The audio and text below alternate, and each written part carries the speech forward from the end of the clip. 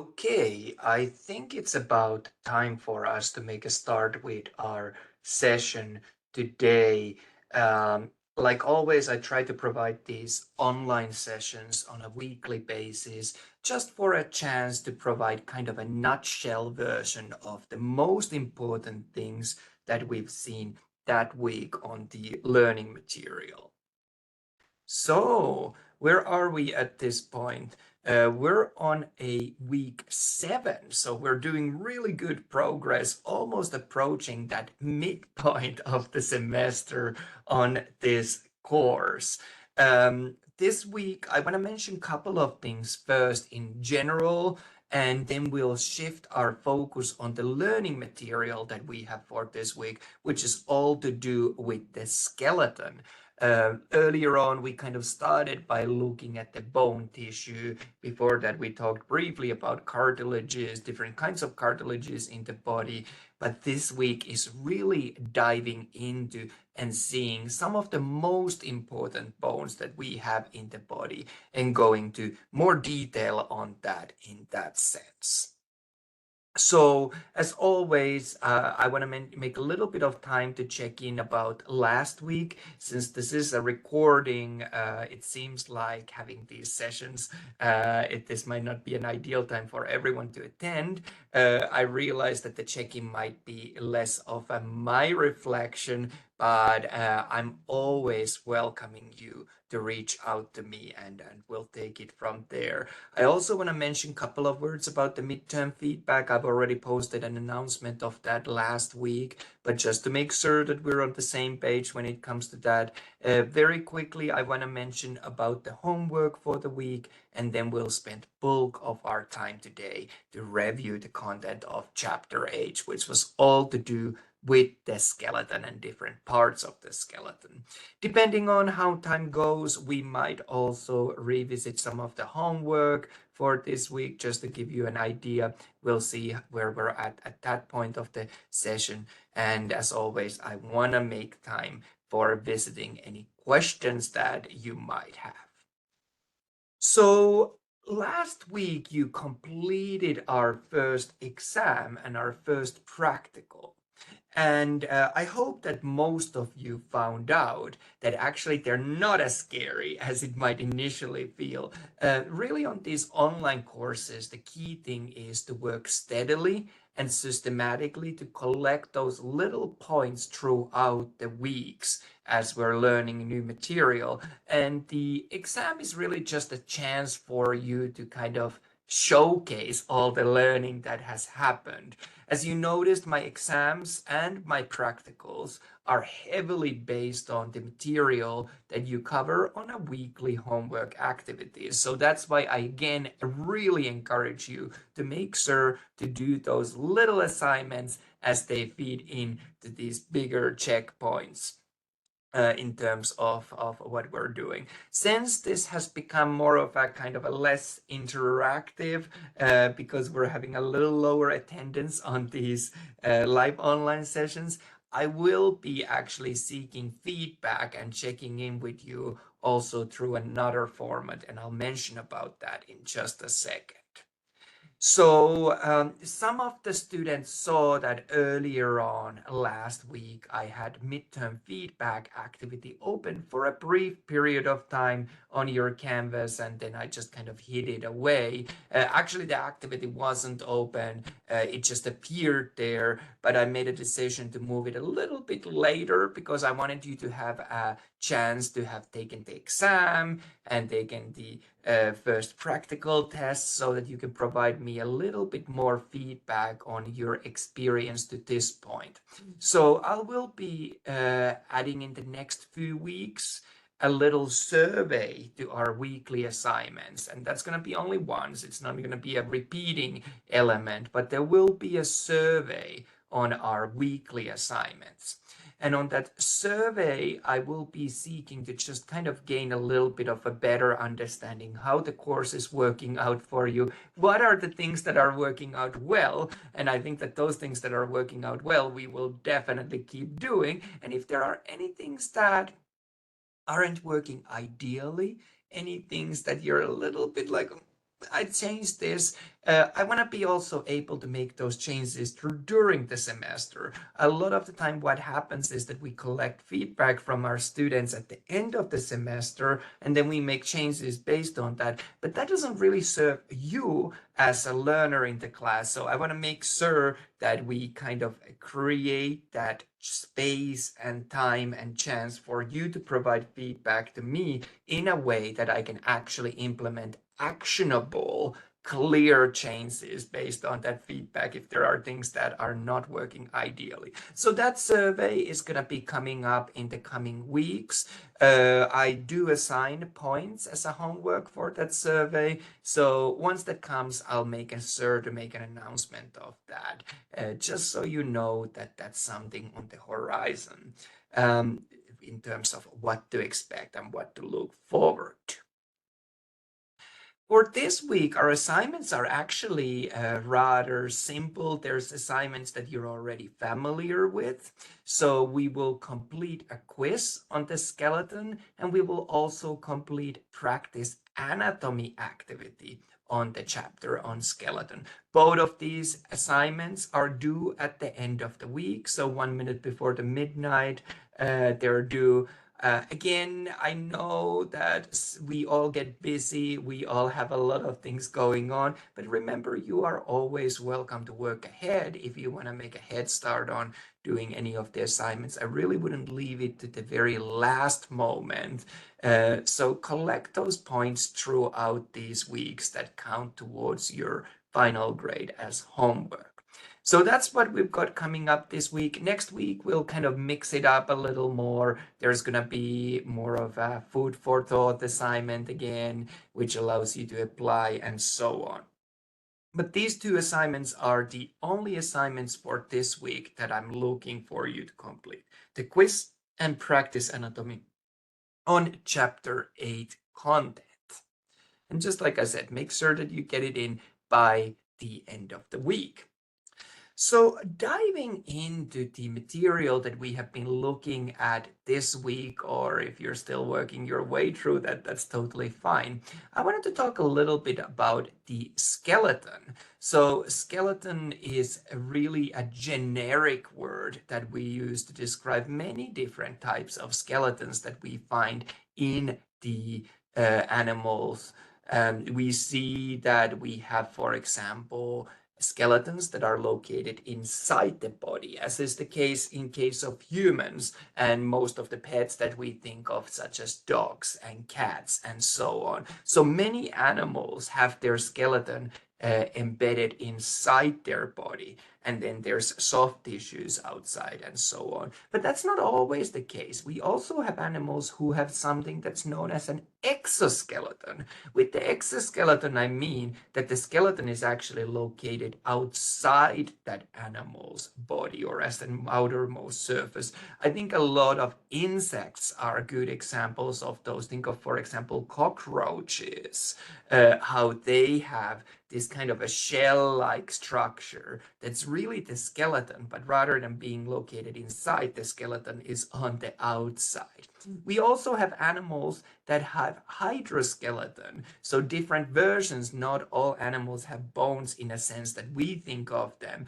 You also have in cells cytoskeleton that gives the cell its structure. You might remember this from when we revised the basic things about the cells during earlier part of this semester. And if this seems vague or unfamiliar to you, you can refer back to your BIO 181 course, I believe, where you cover a lot more about cellular biology and so on. But really, our focus will be on the human skeleton. But I really just kind of wanted to showcase that skeletons are a much more kind of a varied group than we often give them credit for. Moving onwards, what I was gonna do today, I was gonna go through the skeleton and the most important bones by dividing the body really into axial skeleton and appendicular skeleton. So we're starting with the axial skeleton. The axial skeleton really covers our skull, our vertebral column, so the spine, and then our thoracic gauge. Altogether, these structures that form the axial skeleton are made of about 80 bones, and we will focus on the most important ones of those.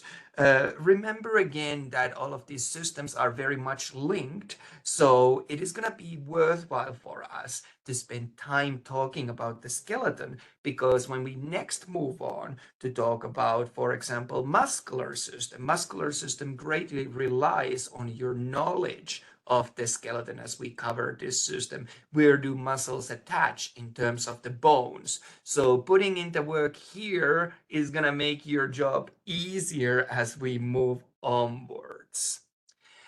So as we're talking about axial skeleton, I thought that one nice way to tackle that would be to consider the functions, really the three most important functions of the axial skeleton. And let's have a look of those briefly together.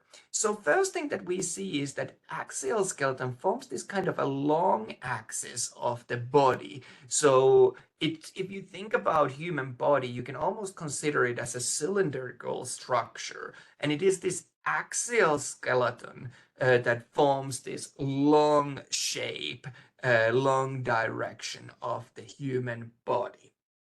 Uh, Really, we end up seeing that everything super important is located within this long axis, and then we have our limbs that are important but not vital for survival, and we'll talk about that on the point 3.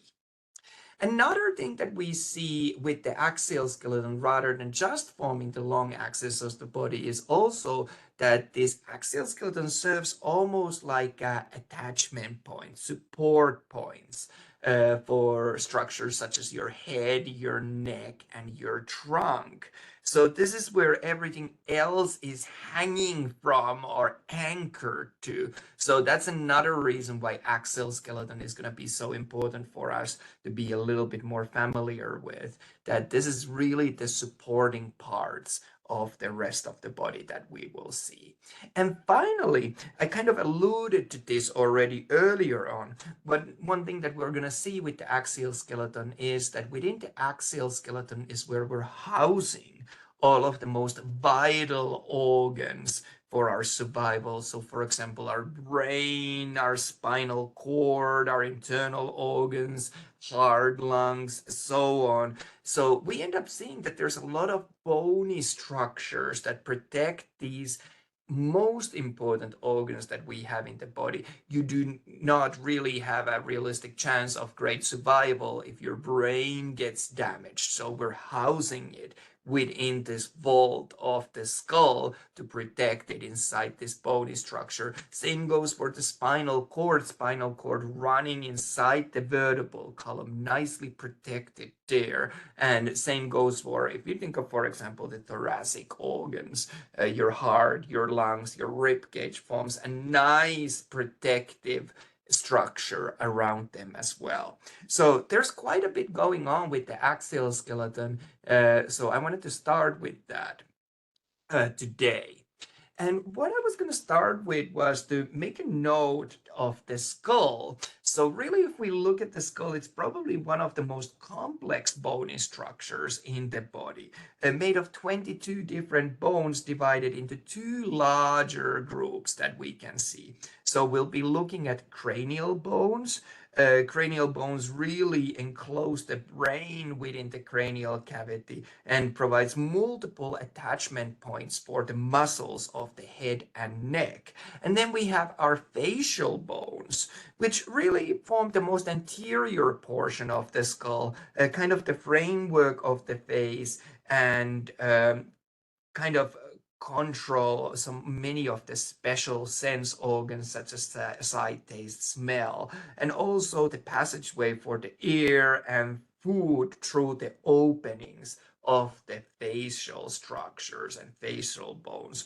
We end up seeing the muscles of facial expressions, which are really important for our communication, for example, being attached to these facial bones. So there's a lot to go through there. If we talk in a very general level about the skull, we can describe them largely, especially these cranial bones, many of them as these flat bones that are really firmly locked together through sutures, which are these kind of a sawteeth looking like appearance, tightly anchoring together. I have a child's skull here to show. So what we're seeing is that these sutures, they exist, but there's a little bit more movability there on a newborn and developing child. And then these sutures harden a little bit more. We'll see, for example, and this is a little bit outside the scope, but I think an interesting fact that at the very top, when you're newborn, it's not fully ossified yet. There's this kind of a part that's not hardened and stuff. We call that fontanelle. You can sometimes even see on a newborn the pulse of the baby from that fontanelle. So that's why we need to be careful with the newborns. Their skull is not yet fully hardened. So let's start with the cranial bones and talk about those a little bit more. When we talk about cranial bones, I really have 8 that I wanted to highlight. In most importantly, in terms of what we need to know here. I'm gonna start with our ethmoid bone. Ethmoid bone is located, you can see a little bit of it on the side, but it's largely located inside the skull. So a deep bone in that sense. And when you look at your learning material on the textbook and so on, you'll really get to see the shape of the ethmoid bone within the skull. Same really goes for our sphenoid bone as well. So ethmoid and sphenoid bone is both are kind of not as visible and not as prominent from the outside, but on the inside playing a really important role. Some of the bones that are easier to spot from the outside that we end up seeing, we see our frontal bone, so forming the anterior portion of the skull. We also see our parietal bone. Parietal bone, actually, we have 2 bones there dividing in the middle, giving us our left and right sides of the skull in sense in that area. We'll also see our occipital bone at the very back, the posterior portion of the skull. And then we see our temporal bones, again, 2 of those, one on each side, forming the kind of more lateral sides. What I really want to highlight when we look at these bones, and I think occipital bone lends itself especially well there, we see that we have these many bumps on the surface, and these are really the attachment sites for multiple muscles. So typically when we're talking about the skeleton and you see different kinds of bumps, those often are either places where these structures are passing by or where muscles are attaching to. So a lot to go there. When we look at the skull, you can see these wiggly lines. These were the sutures that I was referring to, connecting some of the most important cranial bones. In terms of the cranium, I also wanted to make this division that we can divide the cranium into really 2 parts. We have our vault, which kind of forms the superior and lateral and posterior, and also the forehead portion of the skull. And then we have our base, which is really those more inferior structures that we're gonna see here. So brain would be located inside this vault-like structure. I also wanted to mention really quickly when we look at the cranium, that cranium has many, many openings. Here we are looking at the skull where the top has been removed. We're looking downwards and we're seeing a bunch of these little holes. So there's many holes. I think that there's 85 in total. And again, further you go in your studies, we start identifying each of these. But these are often called either foramina or canals or fissures. These are structures where things like our spinal cord or brainstem or the connection to the ears or in the nasal region structures go through. Same for our orbits. We're seeing structures going through nerves. A lot of the cranial nerves run through these holes as well. And same goes for the blood vessels. A good example is the opening here that we're seeing all the way at the base, our foramen magnum, literally meaning a big hole, big opening, and that's where our brain, our spinal cord will run through, connecting to the vertebral column then. So bunch of going on in there. In terms of the sutures that I mentioned earlier on those connections of some of the most prominent bones that form the skull, let's have a look at those really quickly. So coronal suture runs along roughly where the coronal plane would be. So between the parietal bones and the frontal bone, you see this nice line separating these two bones, and when they connect there, that's gonna be our coronal suture. We're also going to be able to see something that's known as a sagittal suture. Sagittal suture really separates the right and left parietal bones that we're seeing. So kind of on the midline there, running largely over the dome of the skull.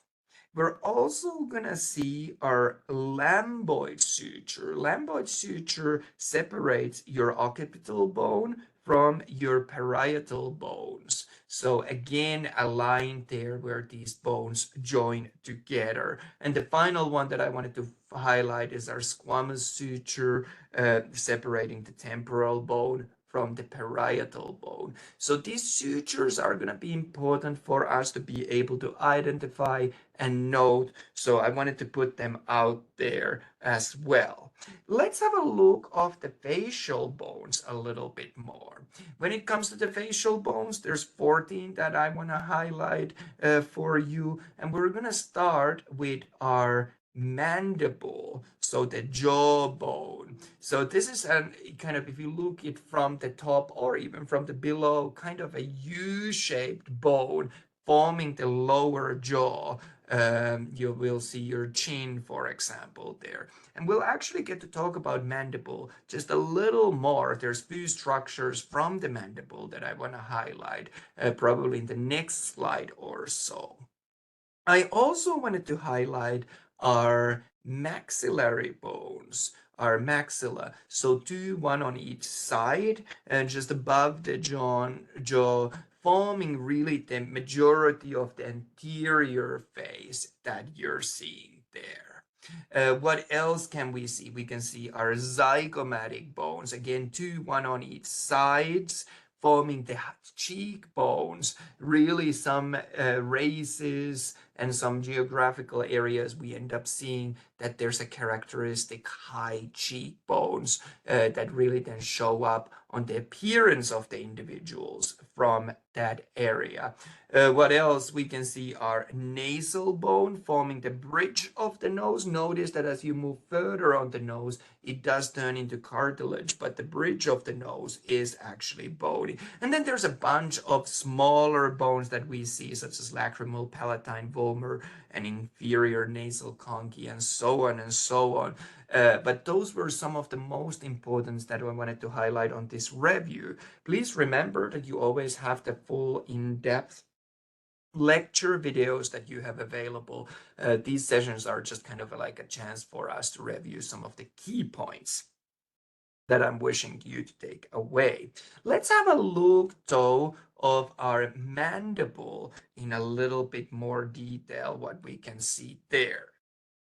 So mandible itself has many different structures that we can see. The largest part of the mandible that we're seeing here is going to be our body. We also see angle of the mandible, where you sometimes see that it's more prominent on other individuals than others. You can nicely see these bumps here as well, major muscle attachment sites. And we'll get to talk about all of the muscles that would be involved here in the coming weeks.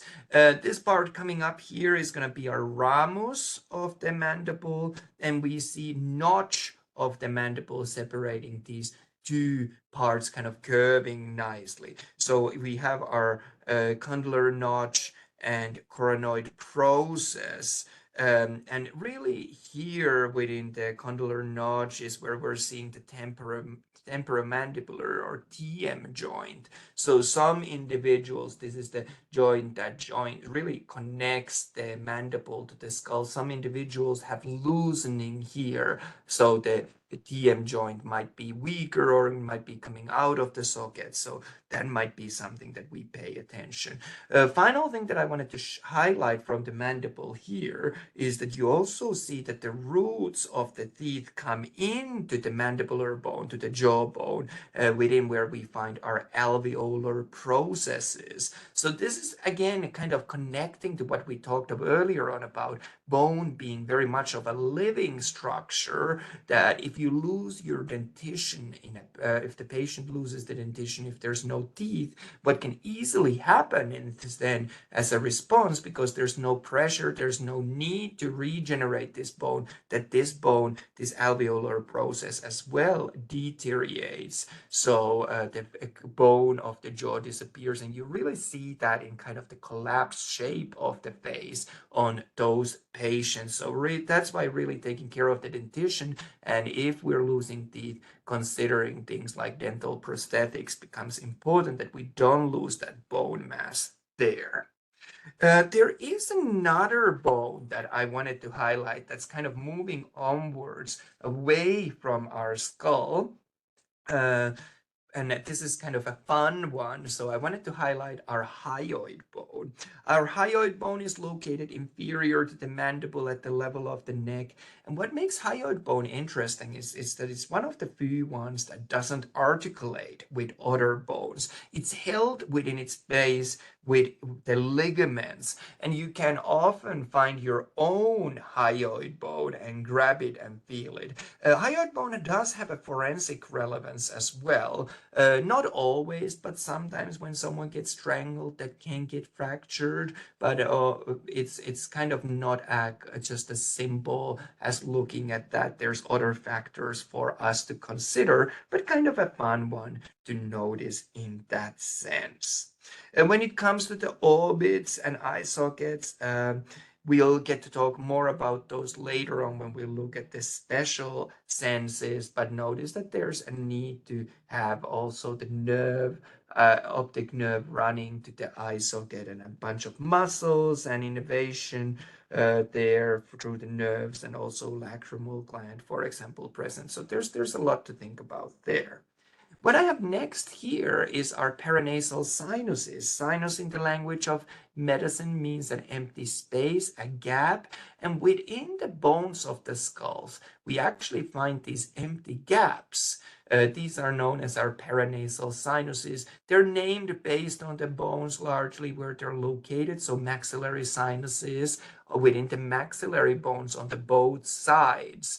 You have your frontal sinuses within the frontal bone above the socket of the eye present there. We also see our ethmoid sinuses. I often call it ethmoid labyrinth because it's really a connection of small sinuses that are kind of as a network connected to each other, forming more like a labyrinth-like structure within this region. And then deeper within the skull, more inner parts, we see also our sphenoid sinus. So the question becomes, why do we have sinuses then? Well, one of the answers and one of the explanations why we have sinuses is that they help to reduce the weight of the skull. There's some debate about the other explanations for the purposes of the sinuses. For example, They play an important role in immune system, so you can have inflammation of the sinus, sinusitis, and then there's many other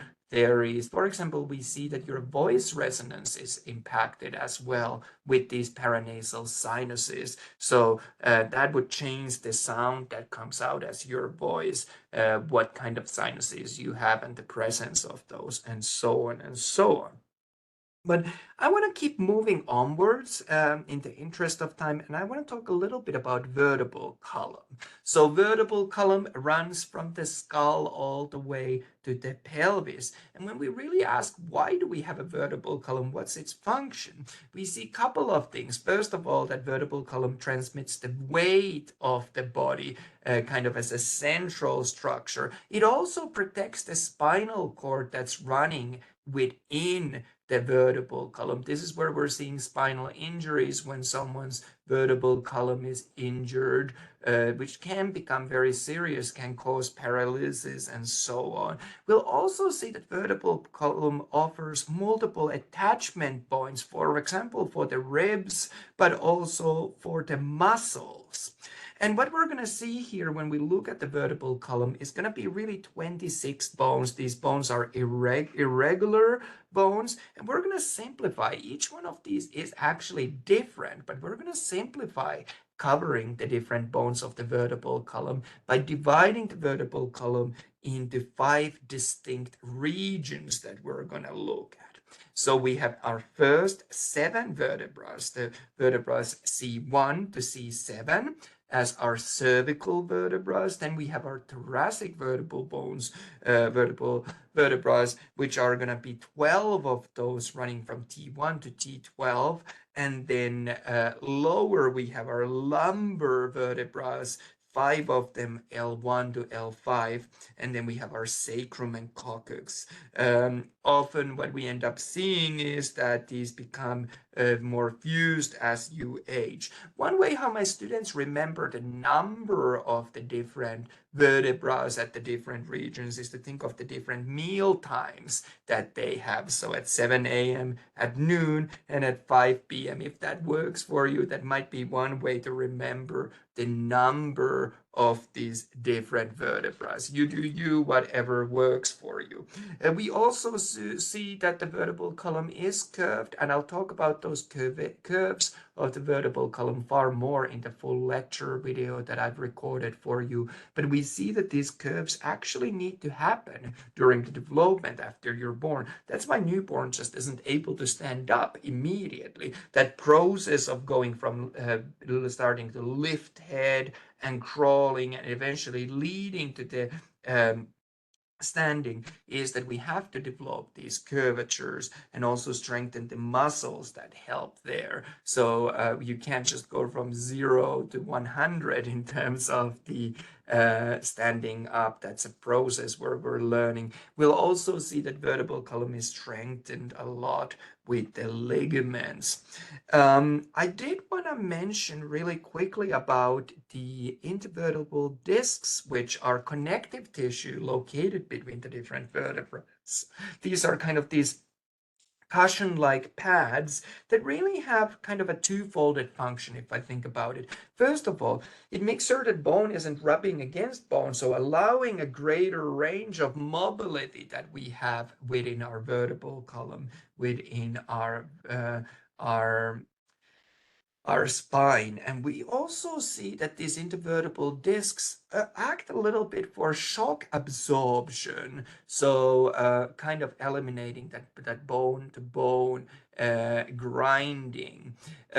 Interestingly enough, these intervertebral discs under weight, they do actually compress a little bit, so you will be slightly taller when you're waking up at the beginning of the day, when there's not been all the pressure throughout the day, causing these intervertebral discs to kind of get squashed over the day's time. Here we're seeing a really nice MRI image of different vertebrae, and those intervertebral discs are showing up nicely. We also see a slipped disc there as well, and I talk about those a little more, these herniated discs discs bulging out in your full lecture video. But we see that these are often due to things like physical trauma, can cause issues if they press the spinal cord or spinal nerves.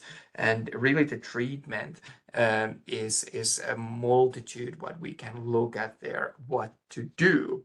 What I wanted to do next was not to move on yet from the vertebral column, but actually just to point out few of the most important parts of these vertebrae. And obviously vertebrae, like I said, they vary, they change for each one being slightly different, but we could identify some common characteristics that we see on those. So let's have a look of a typical vertebra together.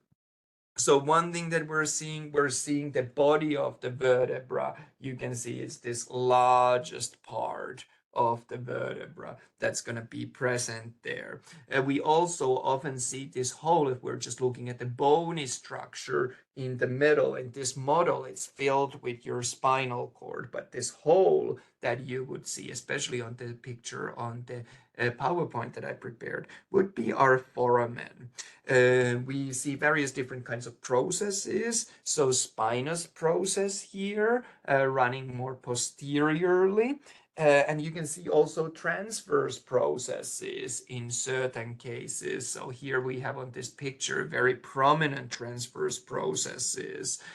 These are often sites where we have articulation either to the ribs or to the subsequent vertebrae. The part that connects the spinous processes to the transverse processes that we're seeing here, for example, these are actually going to be our lamina, and then we have pedicle connecting more anteriorly to the body of the vertebra. I think that was our pedicle. I think that we've seen a lot there. Like I said, we're also seeing on this picture nicely those articulating cartilages. So for the sake of brevity, I'm just gonna leave it here now. Um, I'm thinking maybe I'll just jump back real quickly to this just to highlight of the differences between the different vertebrae. So we're seeing that these first 7 most superior ones, cervical vertebrae, they're really kind of more of smaller and lighter. We have our atlas and axis at the very top, the most superior ones that allow the head movements, the yes and no movements.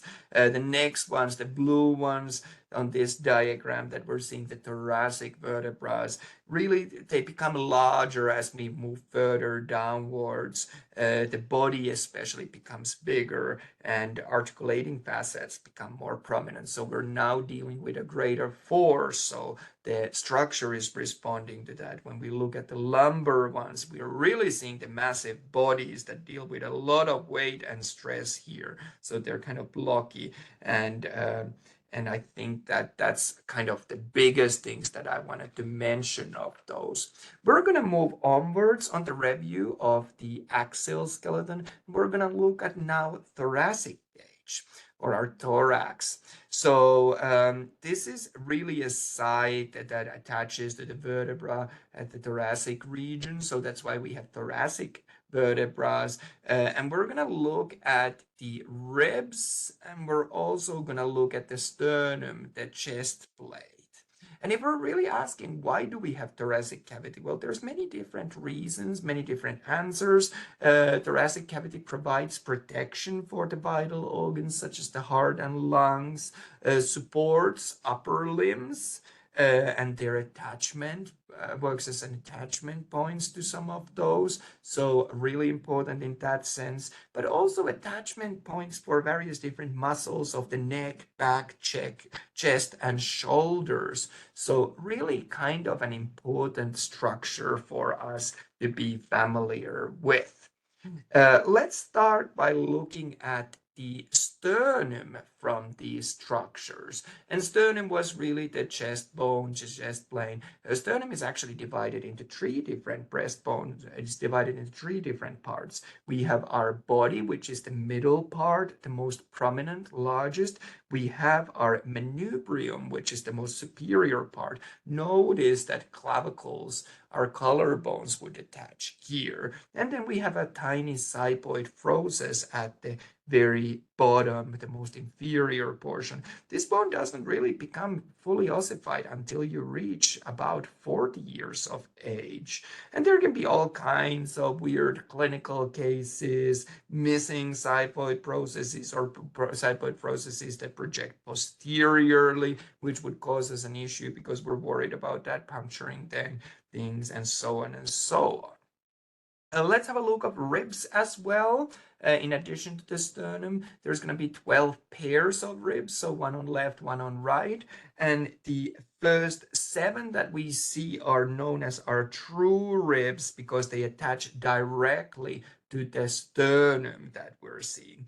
We also have something that we call as false ribs. Really ribs 8 to 10 that we're seeing that 3 of them that attach via costal cartilage bundle to the sternum. And finally, we have floating ribs as well, the 2 last ones that are not actually attaching to the sternum at all. We could look at each individual rib in much more detail. I'll leave that to the full lecture videos. On that, you'll get to learn about the head of the rib, shaft, neck, and tubercle of the rib. So you'll see that there's a lot more than what we have time to cover on this review session. The next thing that I wanted to do was to quickly talk about appendicular skeleton. So we've looked at the axial skeleton, but let's look at the appendicular skeleton on this video. And this is really kind of the bones that forms the limbs, but also the attachment points of those limbs, whether we're talking about upper limbs or lower limbs. These junctions really are known as our girdles. So we see our pectoral girdle that attaches the upper limb to the trunk of the body, and then the pelvic girdle at the level of the hips. And what we're going to do, we're going to start with the upper limb and pectoral girdle. Let's have a look at that a little bit more. So what bones do we have there involved? We have our scapula, we have our clavicle, and humerus attaches then there as well. If you're thinking of the function of the pectoral girdle, this is where the upper limb attaches to the axial skeleton. There's going to be many muscle attachment sites there. Notice that there's very little actually direct bony connections. So there's a lot of skeleton, a lot of muscles that hold things in place. This enables us to have a huge range of movement for the shoulder joint. And this really comes back to the evolution and moving to the 2 legs that freed the upper limbs, so ability to manipulate objects and use these upper limbs quite freely. So what we're seeing with the joint of the scapula and the humerus, so at the glenoid cavity and head of the humerus here, is that it's a huge head, this ball-like structure, and very small socket where that head articulates with. So this glenohumeral joint really gives us much mobility, which really allows so many of the movements that we see: flexion, extension, abduction, adduction, circumduction, all those kind of things. But really, as a compromise from this high mobility, we end up with a fairly poor stability. So it's not uncommon to dislocate the shoulder joint. There's also going to be some ligaments, but it's mainly stabilized by the muscles. So that's why we want to talk about the bones first, and then we start looking at the muscles, especially on this area, the rotator cuff muscles that stabilize this joint. I also wanted to talk a little bit about the scapula on its own. So we're seeing that this is really kind of attaching to the thoracic cage simply by the muscles. Um, this shoulder blade really is a thin bone, kind of a triangular bone. If you look at it, a flat bone that we're seeing. Like I said, it attaches to the rib cage on the dorsal side between the ribs 2 and 7. And we're going to see three different borders here. So most superiorly, we see this short and sharp border medially. We see this border that runs along the plane of the spine, and then laterally we see the kind of angular border that's there. And this really gives us three angles. So we're getting our superior angle, inferior angle, and lateral angle. I apologize, we're doing the nationwide checks for emergency services. So I think everyone's phones and computers and everything is beeping all at once today at the same time. So what parts of the scapula should we know? There's a lot. We should know the glenoid cavity, where the shoulder, which kind of serves as the shoulder joint socket. And notice how small it is versus the ball that we had the head of the humerus. So that gives us a great mobility, but kind of an unstable surface. We can also see that scapula is going to have a spine ridge on the posterior side that we're seeing here, separating the superior and posterior portion. We're also seeing our acromion and coracoid process. Acromion on the most lateral projection, where the kind of clavicle attaches to, and then the coracoid process on the anterior side, where, for example, biceps muscle attaches to. And we can also see suprascapular notch and here on the superior border. Some important nerves, for example, run here. I think that we can also talk about term fossa at this time. Fossa is a term that refers to an area of depression. So we see supraspinous fossa above the spine and infraspinous fossa below the spine. And we also see the subscapular fossa on this side. Moving onwards, I'm going to talk real quickly about our upper limb. There's going to be 30 bones involved. Wrist and hand represent many of those, 27 of those. So there's a bunch to look at. We're going to start with the humerus that forms really the arm, the largest and biggest bone of the upper limb. There's multiple parts within the humerus as well that we can see. We can see the head part at the proximal end, how head articulated with the glenoid cavity of the scapula. We can also tell apart from here our greater and lesser tubercle, so the bigger and smaller ones that are these big bumps at the lateral distal end, and many rotator cuff muscles attach here. We will also see sometimes when we talk about humerus, we talk about anatomical neck and we talk about surgical neck. The anatomical neck separates the head, whereas the surgical neck is really where it fractures often. So we see that sort of a difference. We can also see things like, I think, deltoid tuberosity halfway down is a good example of halfway down the shaft. A deltoid muscle attaches here, wraps there. Then from there to the wraps around the shoulder. We can see radial groove on its posterior side. Radial nerve would run in here, and at the distal end we'll also see things like trochlea and capitulum and epicondyle. So a bunch going on there as well. Moving onwards to the forearm, we see really that elbow is a highly complex joint. We'll study that a little bit more later on. Actually, what we'll end up seeing with the elbow joint is that it's many joints with these three bones, our humerus, ulna, and radius, articulating together. So there's a bunch going on there. You can just kind of keep that in mind. It's going to come up later on. We'll also see the two forearm bones, or our ulna, which is the more medial of the two. You remember the anatomical position that one stood in. So we'll see that the ulna is going to be the more medial in relation to that anatomical position. And with the ulna, we see a bunch of things like olecranon process, the cup-like structure that we have. This is really what grabs the trochlea of humerus on the posterior side. And we also see our coronoid process that also articulated with the trochlear humerus.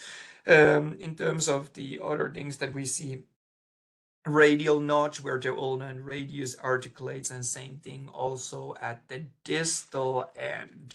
In terms of the radius, that's the lateral one of the two, again in relation to that anatomical position. So on this side, some parts to know, we see a head for the radius that articulates with both the humerus and ulna. Radial tuberosity, this kind of little bump that's important for the biceps muscle to attach to. So a bunch going on in there. If you're struggling with radius and ulna, how some of my students remember it is thinking of the forearm and thinking that you're keeping your thumb up as a sign that it's good. So right on for radius. And ulna instead is going to be on your pinky side. If that helps you, you do your own mnemonics, but some to know there. We also have our carpal bones at the wrist. There's going to be actually 8 bones for us to notice: scaphoid, lunate, triquetrum, pisiform, trapezium, trapezoid, capitate, and hamate. That you can learn more about. Then we have our metacarpals that form the palm region, really 5 bones numbered from the thumb to the little finger. So first, second, third, fourth, and fifth metacarpal. And then we have our phalanges, where we have the fingers, 14 bones there, especially the pollex of the thumb, and digits for the fingers, 2 to 5.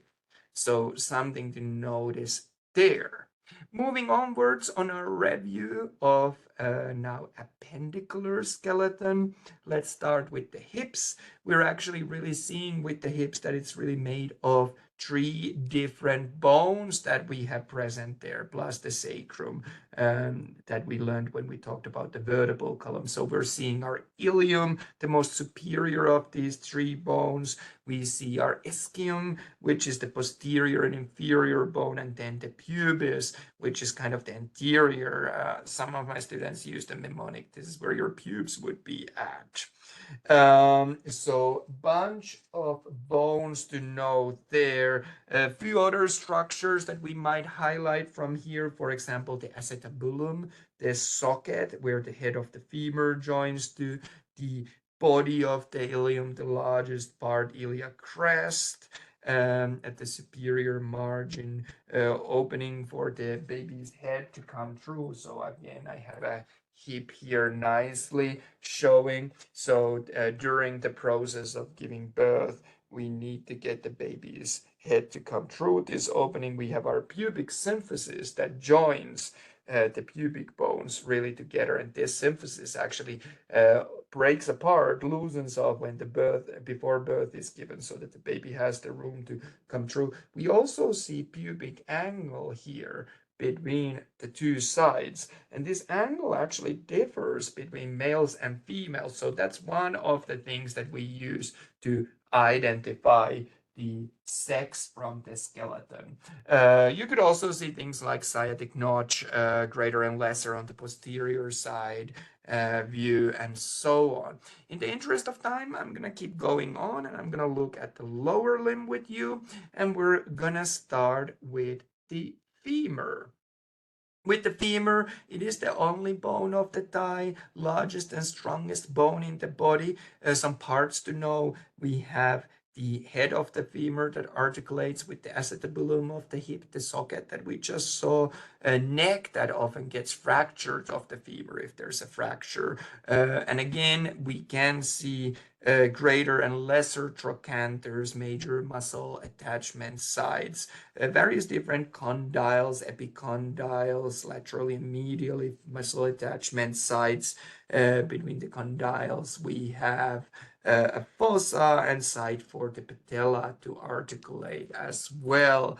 that we're seeing. Moving onwards, let's look at the leg portion. So we have our tibia, the more medial of the two bones, carries really all of the weight from femur to the foot. So this is an important bone in that sense. And again, the language follows what you have learned in terms of the medial and lateral condyles. And again, notice how tibia and fibula articulate against themselves as well. At both ends. With the fibula, that was the more lateral of the two, does not carry any weight really. Similar terms, heads and lateral bumps and so on. Moving onwards to the foot, we're seeing tarsals, 7 bones within there, metatarsals, 5 bones, and phalanges, 14 bones that form the toes, hallux being the great toe, the big toe that we have.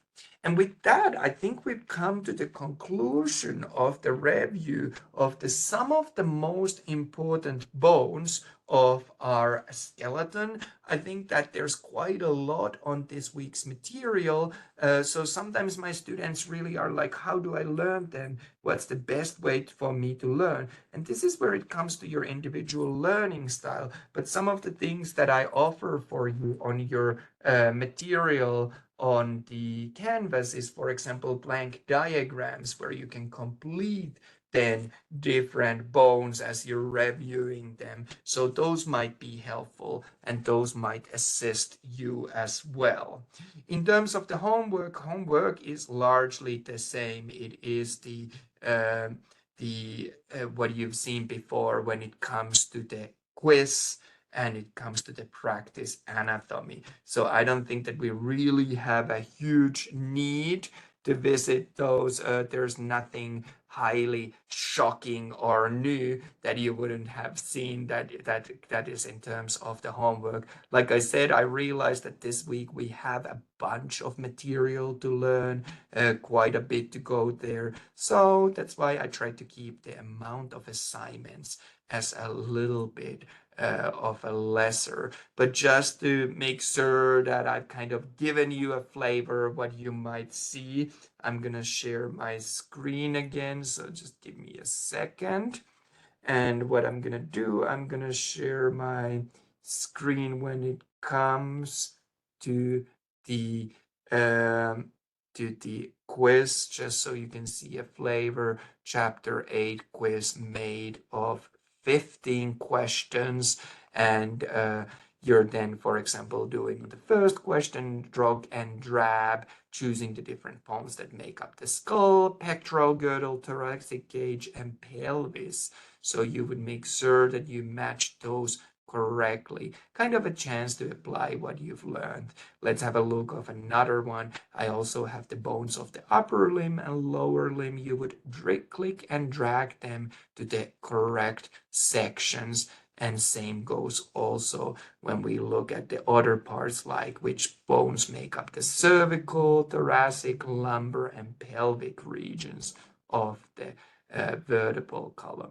So I hope that that gives you kind of a little bit of a better idea as for what to expect in terms of the quiz. I think that the practice anatomy for chapter 8 is very, very similar. Again, you've seen these before, but just to give you a flavor of what to expect, let's have a look of that real quickly. So you would be again dragging and dropping, labeling the different parts of the skull. That would give you some chance to practice of what you've learned this week. There's going to be actually a bunch of questions because the skeleton is so important. We see the mandible, different parts of the mandible. We're also going to be seeing things like the different parts of the vertebra that you'll get to talk about, and so on. Here I have our thoracic region. You get to learn about the bones there. So very similar stuff than what you're probably already used to and know to expect. I'm going to just jump back to the presentation real briefly to wrap up our material for today.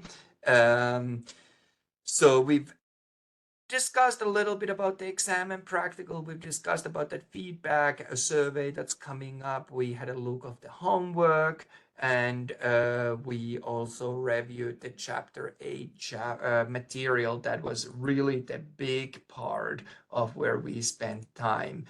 We even had a chance to talk a little bit about the homework. As always, even though this is an asynchronous course, so we don't really meet in person at any time or even meet remotely at any set time. Please do remember, though, that I am here to help you. I will always answer questions. I do have a fairly busy schedule, so if you send me a question and you don't hear back, do not hesitate to remind me. I'm certainly not ignoring you. Sometimes just inboxes get overflown and things just fall lower on that priority list that once new messages come in. But if you message me again, I will always answer to you again. It is important for me that you're getting what you want to get out of this course. So any questions, anything that you're struggling with, or even if you want to share good things, do not hesitate to reach out to me. I really am here for your success. I'm not here to catch you out. I'm not here to trick you. So please know I have your success at the forefront of my mind in everything that we do.